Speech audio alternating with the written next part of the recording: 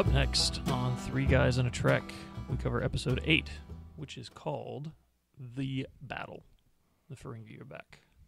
So, beware Ferengi bearing gifts. Captain Picard receives Stargazer, a ship considered lost that he once commanded. All right. So I'm Matt. I've never seen the series before. Never seen The Next Generation before. I'm Dennis. I've seen the series multiple times, all the way through. I'm Mike. I've seen parts of the series. I don't know who everybody is, but some of these are new episodes. All right. It's like this one. The Ferengi are back. The Ferengi are back. They're less spastic than they were last time. Much less like the Wizard of Oz flying monkeys in this episode. They were incredibly intelligent and deceiving. The Daemon was a little like the Wicked Witch of the West and her crystal ball. He did. There was. I did not pick that up. But yeah, he did kind of. So there was still a weird Oz vibe going on. You know, I wonder if that's going to follow throughout. You know, you get this. You know, pick up every time the Ferengi show up. We have to make some type of a reference to Wizard of Oz because it's looking that way. Yeah.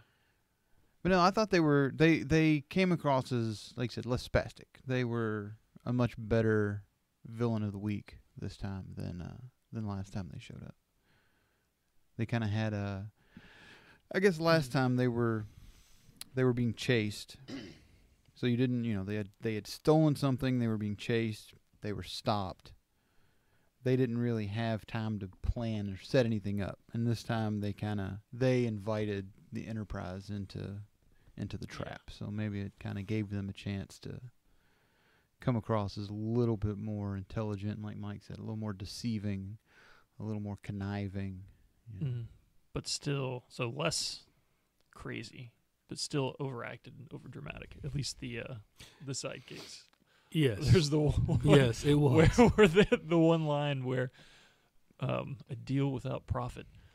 Ugly. Yeah. And then when Riker was talking to him and he says something like, "We got this deal, it's quite the bargain. It's not like you Ferengi to give up so much profit." And the guy just goes, he just kind of growls. It was just a weird slur, growl, whatever that. Yeah. His mouth moves in weird ways.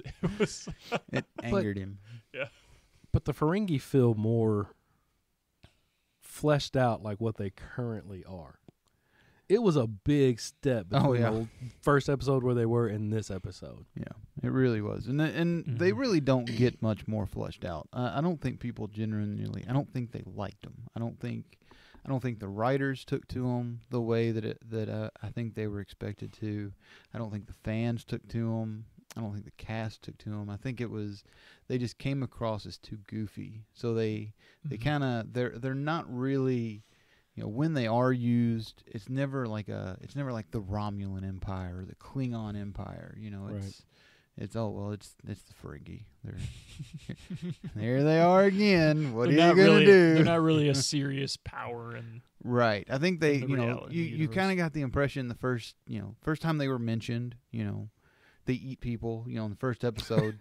They were a threat. They were a looming threat. Exactly, sure. Exactly. And, you know, now, and the second time that they run into them, you know, there's this question of, you know, do they have this ability to stop our ship and, you know, in space and not let us move? You know, there's questions of how powerful is this, you know, Ferengi alliance? What are they? I don't even know what they're called. The Ferengi, I don't know, something.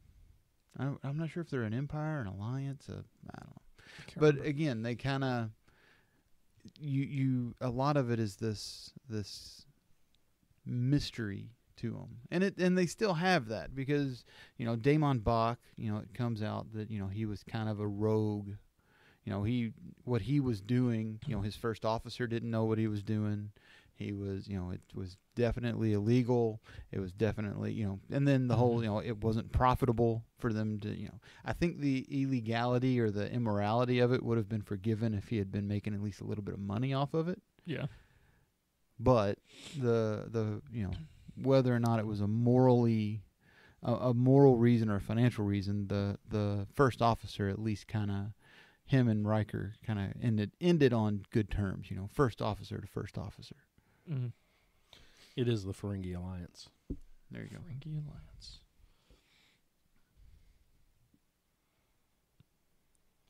Yeah, but I mean that's the, like you said, they never really get more fleshed out in Next Generation. Right. But they're not the Ferengi that we know in the newer series. Again, they're not as poorly written, but they're really not much different. No. I mean, as long as you're making a profit, all goes. Yeah, whatever. Mm-hmm. Well, Worf always seems to have a disgusted reaction with the Ferengi. He does. He does not like them. And it still makes you think. I remember saying that the last time it makes you wonder, did the Klingon Empire have some dealings with the Ferengi Alliance that we're not aware of? That he's got some history with, or his people have some history with, even though it comes out, later on that he was raised on Earth. He wasn't raised Klingon. He was raised by humans. So, how would he know if they did? But still, it does make you wonder if that's part of it. Yeah. So let's go over sort of the whole plot that happened here. So Picard starts getting headaches, which are apparently solved. It was very weird to me. Like a Rubik's Cube. Can't wait for the future. Headache. Yeah. She did take that kind of what in the world is a headache? Yeah. Yeah. Yeah. And so they've been following this Ferengi vessel for 3 days, and Picard's getting headaches, and they don't know what's going on. They just keep getting worse and worse, and it becomes obvious that the Ferengi are doing something. Wow. The Ferengi are doing something along it. And then eventually it literally shows Damon Bach over his globe cackling with glee over what he's doing to Picard. Doing his best Wicked Witch of the West impression. Yeah. Yep. Staring at his graph sheet. Yeah. That's all it was. Yeah. I don't know. It was this episode in general, the last episode, it got real heavy into, justice. There was capital punishment. There's breaking and applying the Prime Directive, and it really got heavy.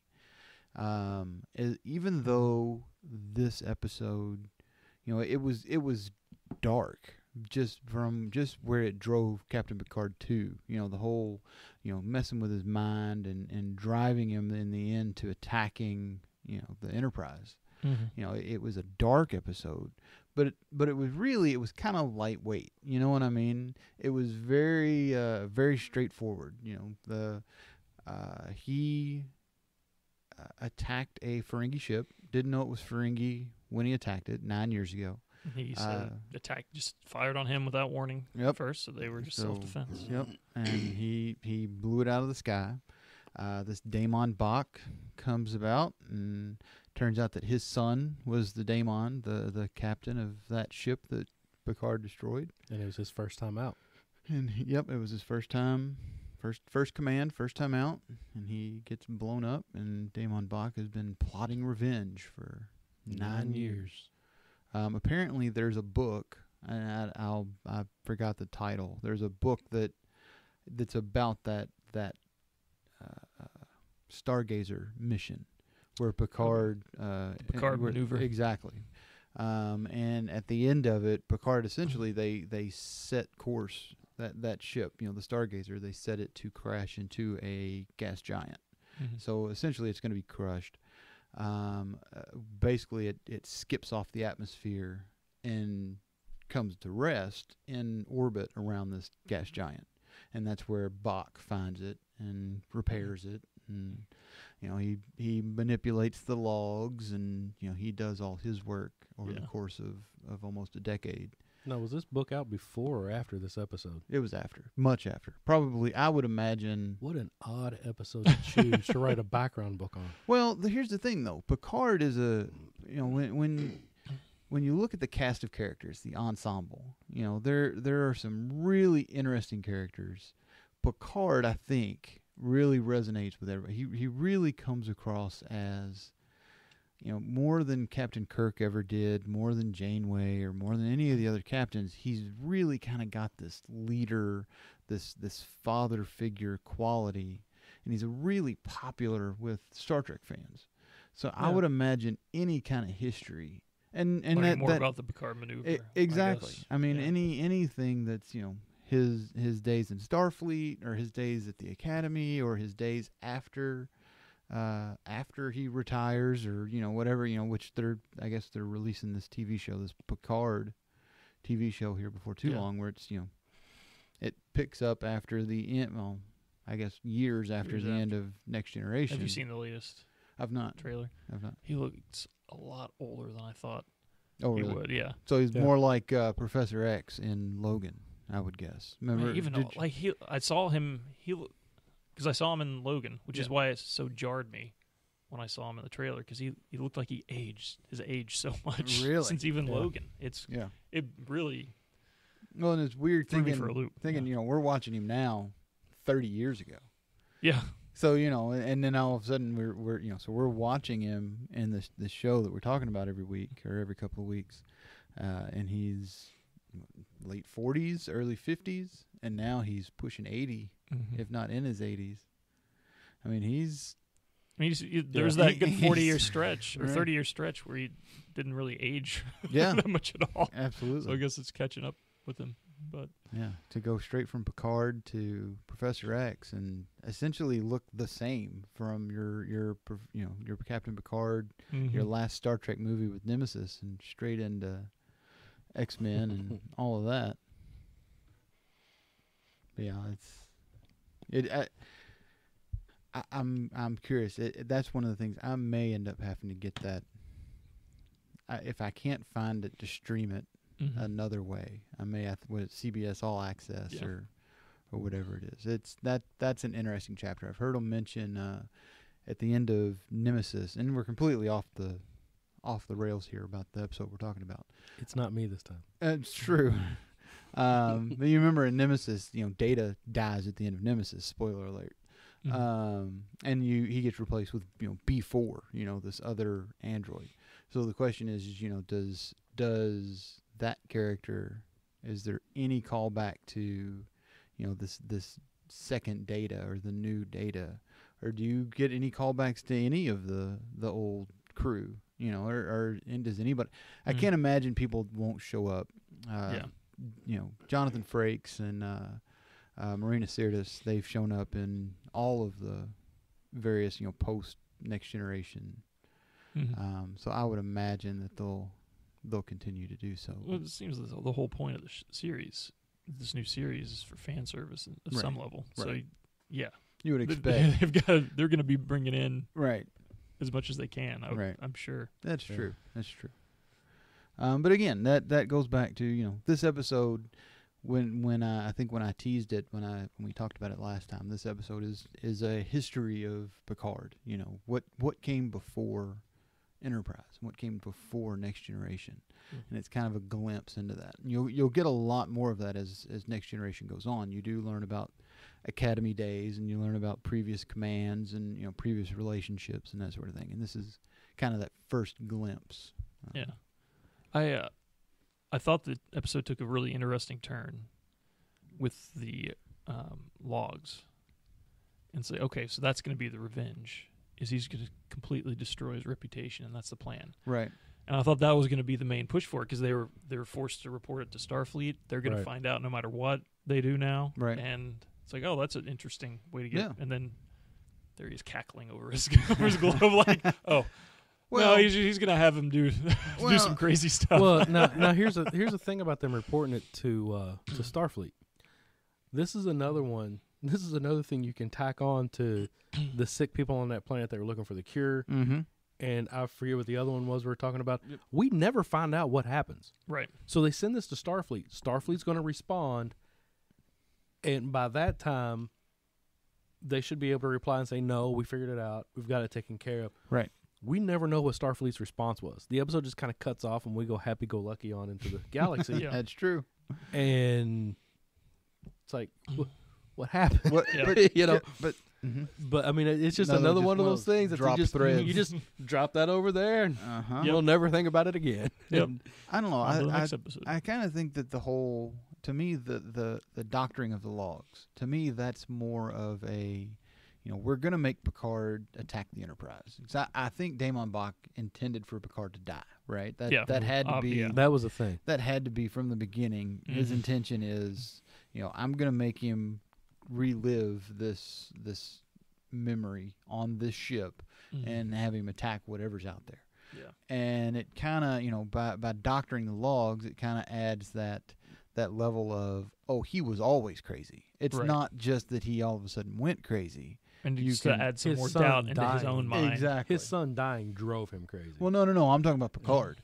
Oh, Picard. I'm okay. talking about, if they can go back and they can look at these doctored logs, and they think that they're real, and they find out, oh, well, he's been lying to everybody for 9 years, and he thought that he covered his tracks by destroying the ship, and now the ship's back, and he was gonna take the ship and destroy the Enterprise to keep it covered up even more. You Yeah. know what I mean? Yeah. Kind of builds a Kill him and destroy his reputation. exactly. Kind Kind of builds a huge case against Picard. Yeah.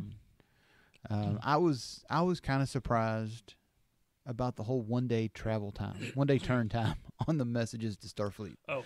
Yeah. Again, I mean, It so they get there and they obviously they meet with the Ferengi about the Stargazer, and they get a message. They've sent a message to Starfleet and received a reply because they found out that Starfleet's going to send a tug. So has at that point had it already been 2 days that they met with the Ferengi, they send the message, they get a message back.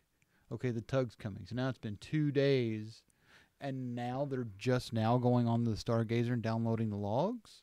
You know what I mean? It Yeah. kind of messes with the time frame a little bit. What's Yeah. And I there was something said that I forget what it was, but it made it seem like that this episode lasted several days. Oh yeah. I can't remember. Picard was talking. He's kind of talking to someone. Oh, About he his- mentioned about how about his headaches sleep. and- He and the how last much 3 sleep. nights. His The last three yes. nights he had nightmares about. Yeah. You're right. I didn't think about that. So maybe that does kind of account and at for. the beginning of the episode, they'd already been there for 3 days. Well, now that's true. Now I wonder then. So they've been there for 3 days. So are those the 3 nights he's talking about? Those 3 days that they were there originally? I don't know. See, I was just reading an article about Star Wars, about the same exact problem with Star Wars. Very rarely in Star Wars do you have anything that's a point of reference for time and for passage of time. The closest thing you get is in Revenge of the Sith, and you've got Padme, and she's pregnant. She finds out she's pregnant, and she actually is showing by the end of the movie. So that kind of says that Revenge of the Sith is at least multiple months Right. time frame, Yeah. Yeah. right? But, like Empire Strikes Back, you've got Luke goes to Dagobah to train with Yoda, and they're showing it side by side with Han and Leia going to Cloud City and meeting with Lando. Yeah. Whereas it looks like they're only on Cloud City for a day or two. Luke is trained to become a Jedi in a similar time frame, as at least Yeah. it looks. So, The they've way got it's edited is exactly. You've got Right. that Yeah. problem where there's nothing there to point to a time frame. But I missed the nightmares. He had 3 nights worth of nightmares about commanding the ship. So I guess that And does and make it sense. really- Maybe they're there for And it a really week. seems like in science fiction and fantasy, unless time is something that you're going to directly deal with, it's almost to your advantage to just ignore those references. Yeah, that's true. It just makes some things easier. Yeah, that makes sense. I mean, you run into the same thing. Right now we're watching Game of Thrones, and Game of Thrones, over the course of 10 years, had 8 seasons. But you go from like Arya Stark being an 8-year-old girl to, I think, in the show, she's by the last season she's supposed to be 21. So it actually takes place over so even though it's 8 seasons, 10 of our years, it's like 13 or 14 of their years. Right. But again, there's nothing, winter is coming, well, their seasons are screwed up. And They don't have, every 3 months is a new season for them. So Right. there's Right. not that telling. And really, when you look at Game of Thrones, Arya Stark really is the only point of time reference you've Absolutely. got. Yeah. She's it. Yeah. Mhm. Sansa grew up pretty quick first 3 seasons, and she doesn't change. Right. But yeah, so Arya, she went from being the littlest of little kids on that show to, Yeah. one of the heroes at the end of it. So, yeah, the whole, like I said, the whole reference of, a specific point of reference for time is kind of I'd never considered it until, like I said, I read this article about Star Wars, and then we ran into the same thing right here in this Star Trek episode, where it's how do you figure that out? Yeah, even in the first Star Wars movie, Right. it's hard to know until the Death Star is closing in on the Yavin 4, where it says T minus how many minutes. Right. Right. that's Right. the only. We don't know the Mhm. time. You don't know how long it took them to get from Tatooine to Alderaan. Yeah. You don't know how long were they on the Death Star. You don't know how long it took to get from the Death Star back to Yavin. Mm-hmm. You know what I mean? All of those bits and pieces. Yeah. So it's kind of an interesting thing, and it's something that now I'm unfortunately it's kind of like you ever have that friend who's got an annoying habit, but you don't notice it until somebody points it out to you, and then it's all you can see. Yeah. And I'm afraid that this is going to be one of those things where now I'm going to be looking at all of these things that I enjoy watching, and I'm thinking, yeah, but how much time did that really take? Well, so even and I know you're not the Last Jedi fan, but even that one, the thing obviously takes place over a day, maybe 2 days, but you've got Finn and Rose leave to Canto Bight and come back. Yeah. How much? And how long are they on Canto Bight? Right. It's like they're in there for at least. You have a no night. idea. Exactly. Maybe. Exactly. You have no idea, and so there's a lot of that, and I'm afraid it's just ruined sci-fi and fantasy for me now. It's a lot worse in the newer Star Wars movies because they're just zipping all over the place. Yeah. Where, at least There in the it is. originals, that's more like they go from Tatooine to Alderaan to Yavin 4, right. and it's just Yeah, that's the whole true. movie. That's it's just true. 3 places. And it's very much the whole ensemble is traveling together. Yeah. You know what I mean? Yeah. It's very rarely, other than like you said, the Empire. they could feel they could split it up at Mhm. Empire because people were familiar with the characters at that point. Right. Right. But yeah, Empire does feel a little weird at times because of that. Yeah. Because it seems like the story with the Falcon really only takes place over a few days. Exactly. And then they Or arrive at or Cloud less. City. Mm-hmm. But maybe they're at Cloud City for this long time. Exactly. Who knows? Exactly. That's But just- then how long does it take Chewie to put C-3PO back together? Yeah. How long were they there before he got shot? Yeah. Uh-oh. Doctor Who. Doctor Who. Doctor Who. Yeah, this We- is going to solve. we've not- This is going to answer we- lots of we- questions. Timey Timey-wimey. It actually will. Yes, it's the time best episode ever. Blank. If you haven't seen it, look it up and watch it. It is one of the best episodes of Doctor Who. Blink. Blank Yes, is. yeah. Yeah. one where But they're- he has a quote in there. People assume that time is a strict progression of cause to effect, but actually, from a nonlinear, non-subjective viewpoint, it's more like a big ball of wibbly wobbly, timey-wimey stuff. There you go. And that is how all science fiction views time, Yeah. right there. We can do what we want because it's science fiction, and we said so. I mean, but that really is how they view it, and Yeah. that's why I got quiet. I was looking it up. I want to make sure I got the quote right. Yeah. But And Endgame really took that to the. It- So we're it just did. going to do whatever we want, whatever you've learned before. forget it. Yep. Back to Forget the it. Future. Trash. Yep. Nope. Doc Brown didn't know a thing. Whatever you think you know, it's wrong. We're Yep. doing whatever we want. That's right. No. Yep. But I mean, and generally when you bring up Doctor Who in a discussion like this, it does nothing but muddy the waters. But in this case, it actually, like I said, that's how people who work in science fiction and fantasy, that's how they view time. Yeah. It's fluid. It's not strictly linear the way we view time. Yeah. Well, there's a discrepancy between like the Game of Thrones books, for instance, and the series. Oh, yeah. Mm-hmm. Because in the books, it is clear in places because of the amount of time they have to travel. Right. Like there's a whole Yes. there's like 3 books Yeah. where Arya's traveling almost. Right, That right, might with be an the Hound. exaggeration, Yeah. but she's just traveling She's just Mhm. traveling. because it's a long way. Yeah. But in like the final season of Game of Thrones, they get from the top to the north. And Yeah, that's what in less they than one mentioned. episode. It's just Well, and that's so we're on the last Yeah. episode now. So they've fought the White Walkers in the north. They've had the Battle of Winterfell, and now they're ready to march on King's Landing. Mhm. All right. So Daenerys is taking the dragons back to Dragonstone. That's where kind of her base of operations is. You know, Stannis Baratheon's old castle. So that's kind of where her base is.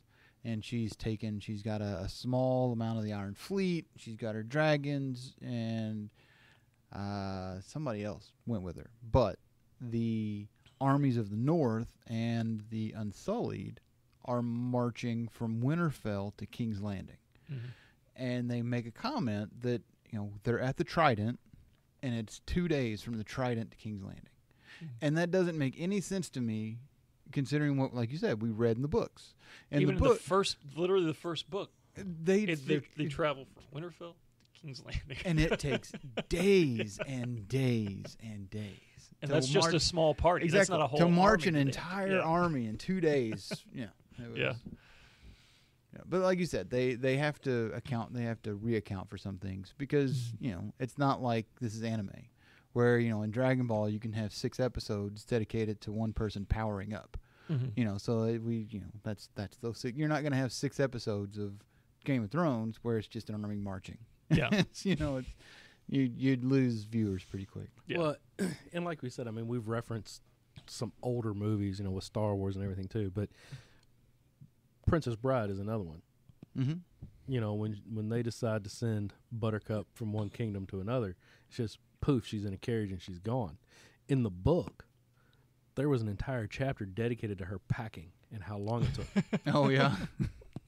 Yeah, and I mean, when you read the copy I've got is the abridged version, Right. where when it gets to the chapter where she's packing, the guy that did the abridged version, he just put, okay, look, this chapter's about her packing. I'm not putting it in this book. Yeah. She packed. I borrowed that one. And then from you turn the page, and now she's on the road. Yeah. And that's basically what they've done, like with Game of Thrones, with everything. The stuff that goes in the books, man, it goes by the wayside. Yeah. That And you have describes to. how long time it. Yeah, you have to. For, Like I said, for television, for the TV movies shows and for the movies, you got 2 hours to tell a story in a Mhm. movie in The Princess Bride. You're not going to dedicate 45 minutes of it to her packing. Right. Yeah. You know, so another random reference. Yeah. I'll stop now. No, hey, we've hit. So, all right, we've so- hit. We have hit just about everything in sci-fi pop culture that I think Yep. that we can. We've not hit Hitchhiker's Guide yet, but I'm sure it'll come. Yeah. Don't get me started. So, yeah. All right. So in the end, Picard attacks the Enterprise. Riker's able to kind of get through to him, and you know, he's, hey, look, there's a silver sphere. You know, blow it up. It'll fix everything. He blows up the silver sphere. Can I say something about that real quick? Mhm. Up until he called it a silver sphere, it was a pink sphere. That's true. When 'cause I it looked at it, When he said silver spirit, like silver. Silver? That's What are you that's talking not the about? dominant color of that thing. Why would you call it silver? It's trimmed in silver. What Right. are you talking about? Right. No, yeah. It's glowing orange. What do you? Why would you describe it as Right. silver? All you're doing is confusing somebody who's already had his head screwed with. Come on. Yeah. So they blow it up. They blow up the thing. He gets beamed back. They never really say what happens to the Stargazer. There goes another thread that just kind of gets dropped. Damon Bach, he will make a comeback in a later Really? episode. So these are, where are we in, 87, 88 right now. 92, 93. So we're probably 5 seasons away. But Bach does come back. Okay. It's a thread that they don't leave dropped for long, or I guess they do leave it for a long time. It just doesn't get forgotten completely. Right. So the Stargazer, Mm-hmm. what was it? Constellation class? Yes. Is that what it was? That, and you've heard me talk about the video game before, the Star Trek Online. Mhm. That is one of the ships I owned in that game. Oh yeah. Yeah. Well, I know they were apparently originally it was going to be a Constitution class, which is what the Enterprise, that Kirk's Enterprise, it was a Constitution class. That's a far different animal. Right. And they changed it to a Constellation class because they wanted Constitution class to be its own thing. They wanted it to be, Kirk's Enterprise was one of a kind. Mm-hmm. It was, and it also, so they did Constellation because they had already filmed the show. They just had LeVar Burton redub his lines, and Constellation looked enough alike when his lips moved that it made sense. That it made sense, yeah. Yeah. But yeah, I remember it was one of the favorite ships that I had until I got up to the more powerful, more expensive ones. Because I did like the 4 pods on the back. Yeah. The 4 pods are really cool. Yeah, it's a pretty neat looking ship. You don't really get a sense of scale because, a Galaxy class starship is supposed to be, this flying city. Mm-hmm. And it's towing this Stargazer behind it. And it doesn't really look that much smaller, than but you kind of got the impression that the crew of the Stargazer it wasn't like you had families living on board. It wasn't like, because he said, we made it back to Starfleet in shuttlecraft. It's like, I don't care how many shuttlecrafts you got. You're not taking, 1,000 people on the Enterprise. On that class ship, I'm going to have to log in and look it up now. But it tells you how many people can fit on it. Oh, really? And that, like I said, it was one of the smaller ships, one of the earlier ships you get, and it pretty much is just you and your crew. Yeah. And that's it. Yeah. Now, it was pretty cool. They mentioned that the special effects for, like, the ghost people that showed up while Picard is seeing things, right? He's on the ship, and he's commanding, and he's making requests, and he's making, shouting out orders, and then you see his crew kind of there faded out. Well, this was apparently they came up with that effect for this episode. It was something that they basically had to invent on the fly to make it work. He said basically what you had Patrick Stewart. He was on that soundstage all by himself. Didn't have anybody else around him for just hours at a time, doing his lines, barking out orders. He didn't have anybody around him. And then they shot the same scene with the rest of the crew and no Picard. And he said then they superimposed it. He said the guy used a Steadicam that was attached to the cameraman, and they kept track of the width of the shot, the height of the shot. He said that he put a level on the camera so it would stay completely level all the time. So he said he was able to put his people where they needed to go. And the way that they shot it, then they were able to superimpose that on top of it and kind of add the starburst kind of effect to them, make them kind of glow, and then fade them out. He said by about 50% to make them kind of intangible or translucent. He said, but it had never been done before. And it was kind of when you look at it now, it's like, oh, well, it's almost kind of cheesy. But when you think about time frame, 30 years ago, that was a pretty decent effect. Yeah. So. I mean, it might have looked pretty cheesy, but there are still shows today that couldn't pull that off. Oh, yeah. They wouldn't have the budget for it. Yeah. Mm-hmm. So, medical, like you said, I wanted to get back to the headache thing. Well, they map the brain. It's not a problem. They map the brain. They know absolutely everything there is to know. When we unlocked the secrets of pain, is that what it was? That sounded ominous, man. That was, how many... Yeah, if you know how to stop it like that. How would you like to be that test subject? Yeah, that's right. How many kids did they have to... We're going to map out pain. Ow! Yep, there it is. Yep, there's the pain. Yeah. That was odd to me. It's back when people were suffering from the common cold. Maybe we'll get to the point one day where, people, because now I was surprised. I don't know. It's been 10 years or so ago now when I heard that, there are still people who catch, the plague, the bubonic plague is still a thing. You have, 2 or 3 people catch it, every year, and, half of them die. Or, a third of them die from it. Mm-hmm. So it's still out there. It's still killed. That surprised the heck out of me. I wouldn't have ever, if somebody had come up to me and said, well, I've got the plague. I mean, I'd react like Dr. Crusher. You got the what? Yeah. Yeah. Didn't we fix that? What? Wait, no. Yeah. Well, then it's like now with measles. People dying from measles. You're dying from a disease that we had effectively cured in the United States as of 20 years ago, and now you've got hundreds of people dying from it every year. Like, what? How does that happen?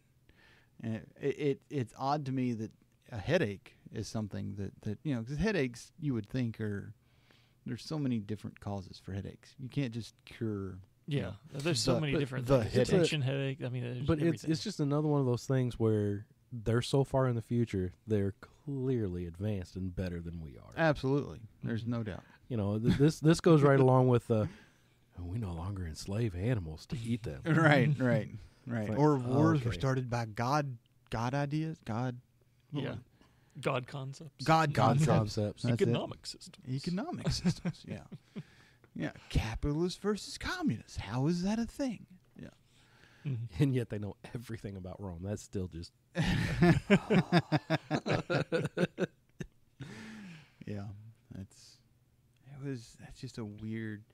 It is. You think back in the early 1900s, where hundreds of thousands of people would die from a flu epidemic. Right. Mhm. It's nuts. Just Yeah. how deadly that thing can be without just basic modern methods. Right. Or just Mhm. Giving them fluids. just being Yeah. clean, washing your Yeah. hands. Yeah. It's not having poop on you when you eat. Right. Not drinking that out of the goes a same long river way. that you pee in. Right. I mean, Yeah. it's just or at least upstream from it. Upstream, Right. yeah. There you go. Forget all those guys downstream.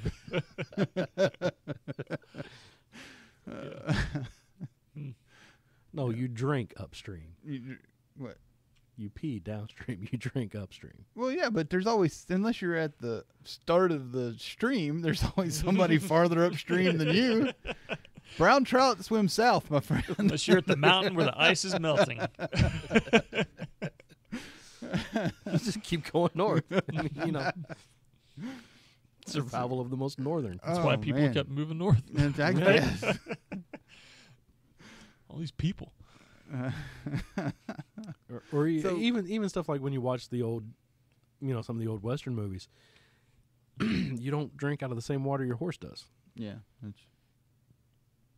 I mean, yeah, there's a lot of practices that we would look at as odd now, but to throw it on the TV show like that, where the people who are watching it right now are the ones that you're saying, we're just better than you. Yeah, right. I mean, come on. Yeah. It's a little bit different when you watch a Western and you see some idiot, drink, like you said, drink out of the same water as horses drinking out of. It's like, oh, well, you moron, we know better than that now. We're better than you. But to write a show, To have the show say that to you as to you're say watching you it. say that to me Yeah. now, it's kind of, you don't know that you're going to be better than me. You're just And I guessing. had a headache when I was watching the show, so I mean that just I kept wanting him, just pop an Advil, man. It'll go away. You just 4 Advil, dude, that clears up anything. and I still love the it has been in every Star Trek, but the magic shot. Yes, absolutely. Here, this should make it better.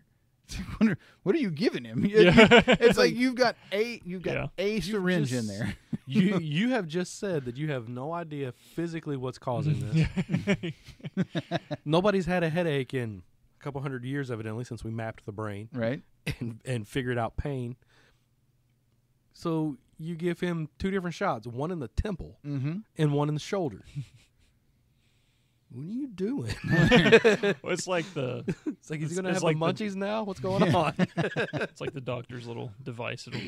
That's what medicine is in Star Mhm. Trek. Where It's they just scan them. whatever Well, branded right, device. Right. they Well, can do and they anything. had gotten to the point, and I guess they've not done it now, where you've got the dermal regenerator, and I imagine Yeah. they'll get to that in Next Generation, where if you get a cut on your hand, they just wave a little magic wand over it, and it stitches And it it goes back away. up, and it goes away. There's Uh, the scene in awesome. Star Trek 4 where Chekhov falls and hits his head. He's in a Mhm. hospital, and the doctor's about to have brain Yes. surgery because he's hemorrhaging, and Bones is like, "You're not gonna fix it by drilling holes in his head." He just puts this little device on his forehead, and Yep. beep beep beep. Well, and he's all better. Well, then you remember he sees the lady. Because I was going to bring up the same thing. I was getting ready to bring up a different scene of the same movie. Because he's walking through the hall and his kidney dialysis. What is this? Barbarian. Right, so he gives her a pill and she's going to grow new kidneys. It's like, what? Who carries that pill in their pocket? Yeah. I mean, he just came from Vulcan. And they've not been home. They picked They're on up a Klingon ship. They're on a Klingon ship, and they went back in time. And he just happens to have the kidney growing pill in his pouch. It's the pill that does everything. Yes, the pill does 25% of everything. The device that goes on his head does the other 25%. And we just didn't see the other things. It's the everlasting gobstopper from Willy Wonka. Yeah, we had another pop culture.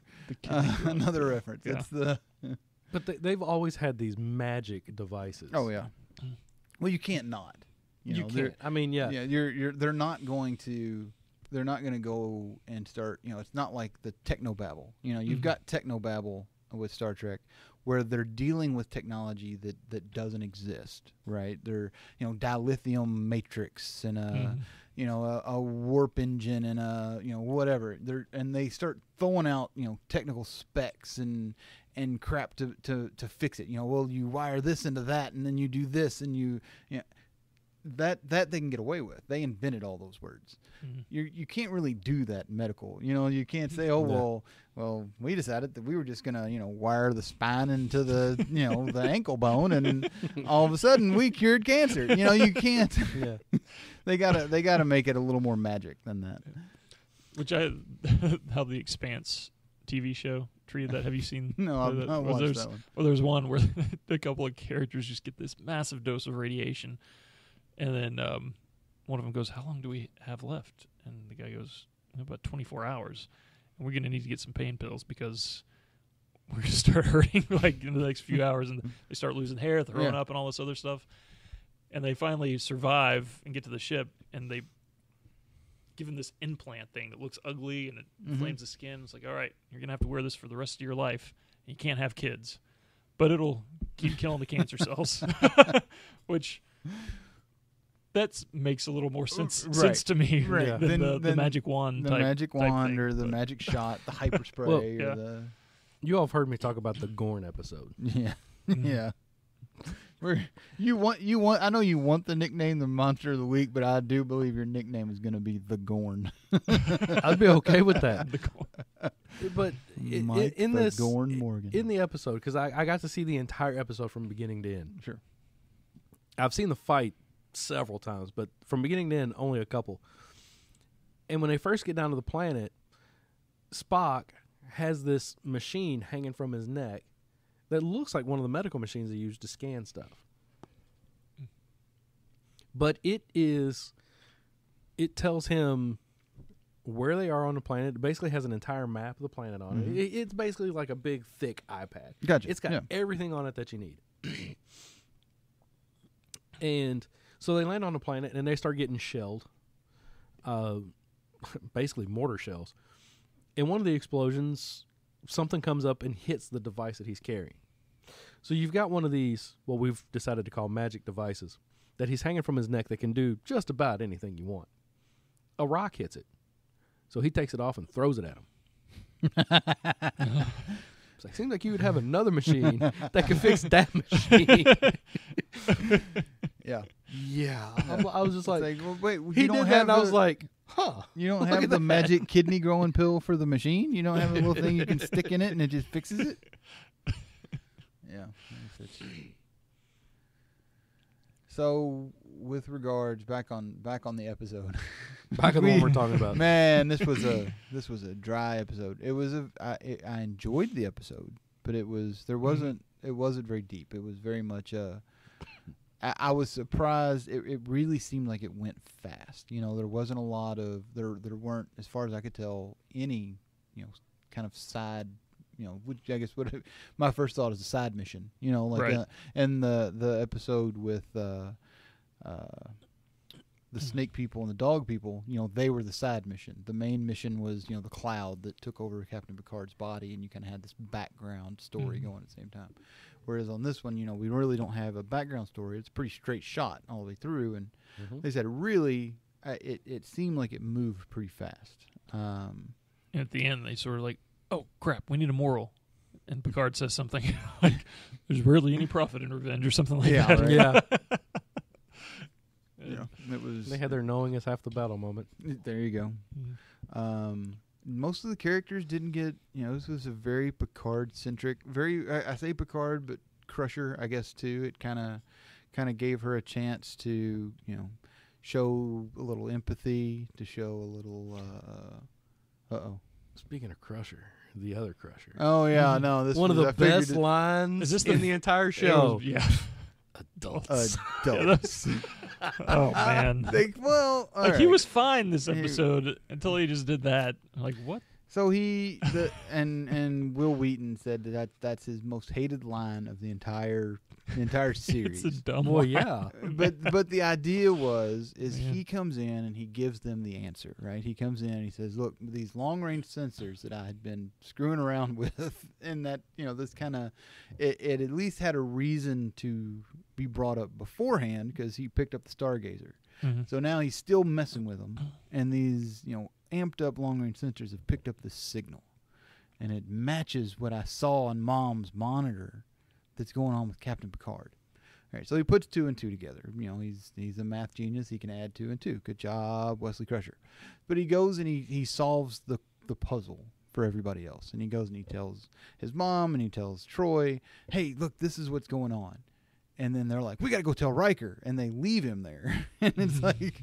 You're welcome, ladies. And it's right. I It's mean, like, dude, that's your mom. That's I mean, creepy. think- What well, are you no. doing? I mean, think about how would you react? All right, so you go to your boss, right? Or you go to your superior and you go, "I've solved the problem. We've saved the life of this person. I know exactly what it is. Let me tell you about it real quick." And then they turn around and they leave, and they don't say anything to you again. They just go straight to who's in charge and say, "We found the problem." It's like, you're going to be like, "Oh, well, come on." That's a kind of a jerk move on their part. Yeah. But, he's the kid of the episode. And he's, adults. Kind of you almost expect a laugh track at that point. You know what I mean? Yeah. I think he turns the to the biggest camera, problem- shrugs his shoulders, Exactly. and What are you going to do? I think the biggest problem that I've seen so far with the Wesley Crusher character is not whatever this magical knowledge is that he has, Mm-hmm. and the fact that he's the one that always finds the answer that no one else can figure out. I mean, that's okay. Every show has that. Right. Every show has that one guy that can always figure it out. The biggest problem with him is that you have a guy who's clearly in his late teens, early 20s going, adults. Yeah, right. It's like, dude, he's not 12. You can't write lines like that and Right. expect him to give them and it come across. That's the problem with the Crusher character so far. Yeah. He acts like he's younger than he looks, and it Yeah. really makes him come across as either idiotic or incompetent or just, I mean, He's taller than his petulant. mother. right. It's just, Yeah, it it's really just- does come across as odd. It should have been a younger actor or lines for an older character. Right. You But I know. mean, I would guess maybe that's just the way they thought, they would write.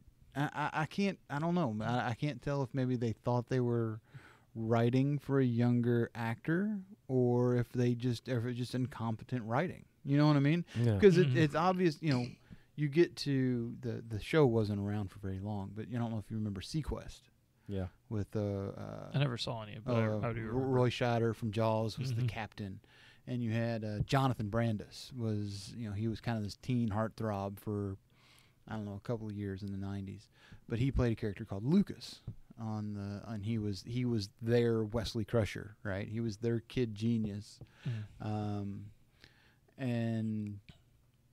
but they wrote him. He was supposed to be in his late teens. He was 15, 16 years old, and they wrote him well for that age. So, and this was early 90s, so it's not, it's got to be, contemporaries of the writers for Next Generation. So, I mean, it's not like everybody back there wrote kids like idiots.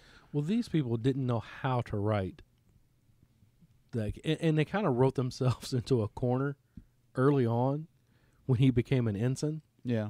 Because now you got a guy who is an ensign in the Starfleet. Talking like he's 10. Right. And it's just... Was this the first time we saw him in his ensign uniform? In the rainbow uniform? Yeah. I think so. Yeah. They said that this is... So apparently, in every appearance for the rest of this season, he's wearing that uniform. I would have never... Yeah, but no. I recognized the uniform when I saw it. Yeah. So, but yeah. So, I said, he had... Wesley Crusher was all right. His first, where he comes in, he's talking about, he was messing with the long-range sensors, or he was it tinkering with them, or I can't remember what it was. Something about amplifying them. Right, and Data kind of looks around. He's How like, did you do How did you do that? We'll talk about that later. Kind of, you should have asked, and. But even then, it came across as well. He was doing his job. His it seems like his role on the ship is tinkerer. You know what I mean? Yeah. Let's play with technology and let's see what Wesley can do with it. That kind of thing, which eventually becomes Data's job. Which you just kind of brought that to my attention, Mike, when you said that every show's got that character who it's their job to always solve what nobody else can solve, and that eventually transfers from Wesley Crusher to Data. And it's odd that Wesley Crusher is a child being granted a little bit more grown up than what he is in the show, but he's being written as a child. Right. And Data kind of has that same, I guess, childlike outlook on things, where he's very much he wants to be human. He's very innocent. He's very that's just kind of his nature, and it's that same character, I guess, again, that just like Wesley, he becomes the we can't figure it out, give it to Data can do it. And you kind of got a glimpse of that here, where it's like, Data, is there any defense to the Picard maneuver? No, there is no defense. We'll come up with one quick. Yeah, it was a good Data line after that too, where what was it? I hope you're right. And Data goes, unquestionably, sir. Yeah, without question. Yeah, without question. Yeah, without question. Yeah. Yeah. I said, I thought. So you brought up the fact that he walks in and he looks at his mother's monitor. Mm-hmm. Now, we saw very briefly what was on that monitor. And this is a question I've always had, especially about Next Generation. Sure. Those bars that are going across, they mean something. They're not just decoration. You would assume so. Yeah. Because if you look at that monitor that he looks at, and he clearly knows what it is. He's not medical, but he knows what they're looking at. He goes, yeah, if you're talking about this. And all right, we'll go back and watch the beginning of that scene where they show it. There's a picture of a brain and 3 bars under it. That's it. There's no pattern. Right. There's nothing there. It's like, just because you didn't see it, Wesley Crusher saw it. he did. You don't have the second sight. Yeah, That's true. That's true. you don't have it's the Shining. The Shining. Yeah. Yeah, but then even when Picard was laying down and they had that thing over top of him in the medical bay. When she went to open it, she touched in sequence 3 lines, 3 of the bars that are on there, and that's what opened it up. Well, I mean, it's just like the magic shot and the magic pill. Those I know. Those 3 bars do everything. Yeah. If she wants to scan him, she touches those 3 bars. Yeah. If she wants to give him medicine, she touches those 3. If she wants him to grow a new heart, she'll touch those 3 bars. Right. And it opens it, it closes it, it makes julienne fries. It does it all, man. It's the Sledge-O-Matic. It can do all that and then cut through a tomato. Absolutely. Oh, man. Most of the other characters were relegated to the background. Tasha Yar didn't do much. Worf didn't do a whole lot. Yeah. LeVar, even Geordi, which, the more I watch this first season, Geordi's he's one of my favorite characters just because he emotes so well. Mm-hmm. But even him, he was relegated pretty much to the background on this one. It was very much a Picard and Crusher episode. Yeah. So. Yeah. This was directed by Rob Bowman, who is a pretty big name. So the other episode he directed Where No One Has Gone Before, Okay. which is probably my favorite so far.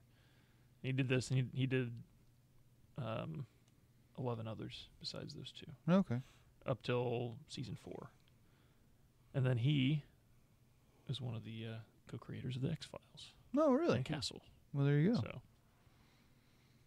So he kind of had a pretty decent career after he's the had fact. he's had a pretty good career. Surprising misstep with the Wesley Crusher line for a writer of that magnitude. Well, he was the director. Oh, he was the director, Yeah. not He the was writer. director. Which directors have some... A little bit of creative they oversight. interpret Yeah. and change the screenplay as... Maybe in television, not so much, but especially with movies, they are the god of the movie set, for sure. But for TV, since they have a writer's room, maybe the writer's room has a little more authority over... It could be. So that's something to look into. Yeah. Are we down to the rating? I think so. Yeah. I mean, like I said, there's really not much else to talk about with this episode.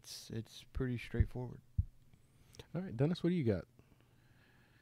Out of 7, like I said, it was a decent episode. There wasn't anything glaringly wrong with it. You know, I mean, all the characters, they're in their groove. They hit all their marks. I thought Picard's scenes where he's alone and where he's showing pain from the headache, and I thought he acted well, being the main character for this episode.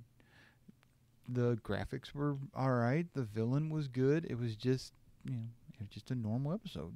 Mm-hmm. To me, it's a 4, 3, maybe 3.5, but I'd give it a 4. Like I said, it's a positive. It's not an episode where you watch it and you think, God, I'm glad that episode's passed. I'd actually remembered this episode as opposed to the one with the dogs and the snakes, which I still can't remember the name of that one. What was that? I can't remember at all. See, it's very forgettable. Yeah. But no, this one here I'd actually remembered from seeing it before, and it's a decent episode. I'd give it a 4. Yeah, I give it middle of the road too. Yeah. 4. Mike, this is a monster of the week, right? No, it wasn't. You don't think Bach is a monster of the week? No, you said it earlier, and I don't even know if you realize you said it, but you said he was a good enemy of the week. Mm-hmm. Oh, yeah, I said it that way. And that's what he was. Yeah. He was an enemy of the week. He was not a monster of the week. Okay. So you're going for a literal. Yeah, monster. and it has nothing to do with the fact that we've seen this particular race before. Mm-hmm. It's not that. But this was less of the old monster of the week stuff and more of the enemy of the week. And, like you said, it was a straightforward episode. right, kind of It a was. universe building instead of, even though it's not referenced again later in one episode, but it's more of a universe building It is. than setting the stage for things to come instead of a, like you said, typical monster of the week. Yeah. But that being said, I mean, the character that they chose to center it around is one of my top 3 characters on the show. I mean, I would challenge anybody to say that it wasn't. Right. Picard's, like you said earlier, Picard's almost everybody's favorite, and he's always up in the top 3. I don't know. I'd have to go middle of the road, 3.5. Yeah. Yeah. It just wasn't. I don't know. Yeah. It just didn't strike the same chord with me. And like we discussed, I don't know if it was the last time or a couple of shows ago, we talked about that. The Monster of the Week episodes for me seem to be rated a lot higher than the enemy or conflict of the week, Right. kind of thing. Right. Well, what's the difference between monster of the week and enemy of the week? The Monster of the Week is usually more special effect and flashy and less story, really. Okay. This one, it was a lot of story, and it was a lot of crafting who Picard was before. Sure. And, we have the Picard maneuver, which I had never heard of before. Kind of a neat trick. We'll get on that. It was kind of a neat trick. I think they actually built a little bit onto Wesley Crusher's character, too. Not much, but Sure. a little bit. But the whole time it was a conflict with an enemy more than it was like the first time they met him. It was wild and a little bit crazy, Right. and that's more of the monster of the week. Kind of. I'm trying really hard not to reference the Gorn episode.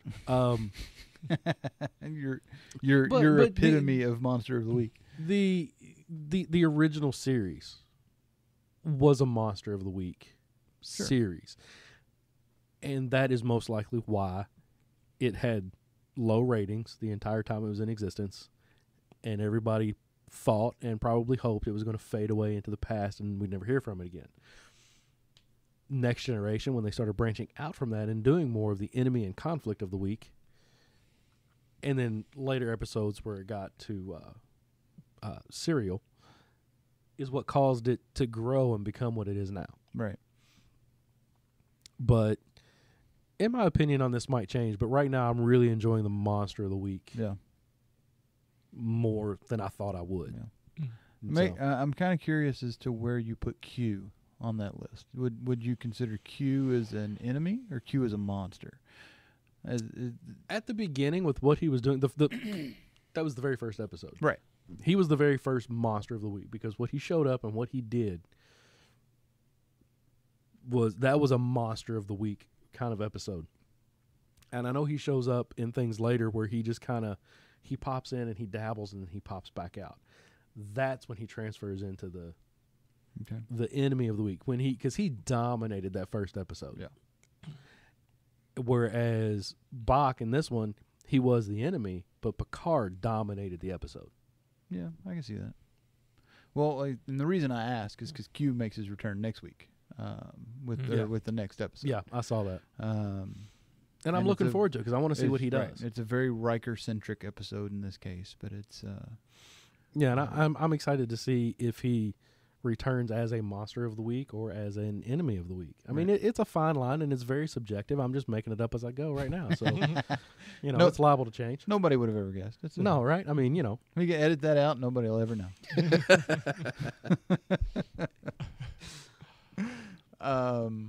But like I said, this wasn't a bad episode. I'm still rating it middle of the road. Sure. I mean, we didn't really talk about you brought it up, the Picard maneuver. It's kind of a neat trick, and I think that the science probably pans out for that.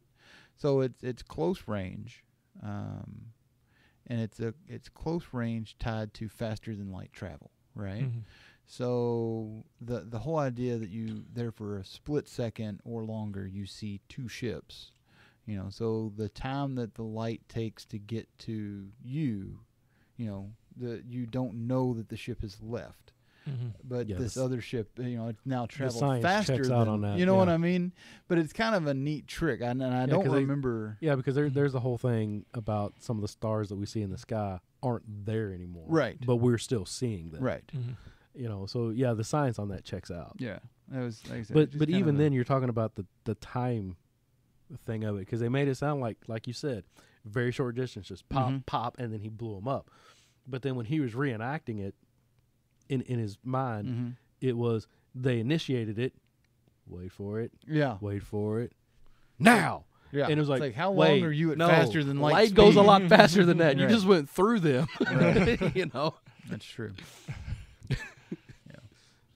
But yeah, no, that was a neat thing. I did enjoy that, and I really enjoyed seeing that ship on there. I thought that was a really cool touch. Yeah. Mm-hmm. So that's all I got. And this one almost doesn't need we've been trying to come up with how do you retitle some of these episodes, and I don't know that Battle is a. This is an easy retitle. I've been waiting for that part. So let's it's hear the it. Picard maneuver. Come on. There you go. The Picard Come on. Well, now it names itself. But the Picard maneuver is kind of like the Riker maneuver. All right, so you've got the Riker maneuver where he steps over the chair. Well, apparently there is a Picard maneuver, and as it's watch not that Picard it's maneuver. not that Picard. I know maneuver. which one you're talking about. Where It's not that where one. when he adjusts he straightens the front of his uniform because it rides up when you sit. It rides up on him. So, but they end up calling that jokingly the Picard maneuver. Mm-hmm. The Picard maneuver. There you go. That'd be a decent title. Like I said, to me, Not now, honey. I have a headache. Yep. Not now, honey. I've got a headache. I don't know. I don't know that I Or could. to quote Worf, the large heavy trunk. We brought his stuff over, including a large heavy trunk.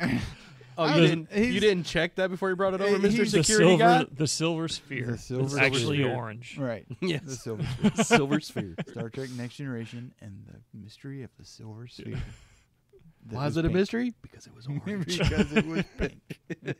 Or pink. Yeah. Or pink, yeah, whatever color it was. I mean, it was not silver. It was it had silver around it. It did. Mhm. So no, I think that's about as far as we can go on that one. Yeah. Cool. Happy Father's Day. Happy Father's Day. Day. It was a good day. Until next time.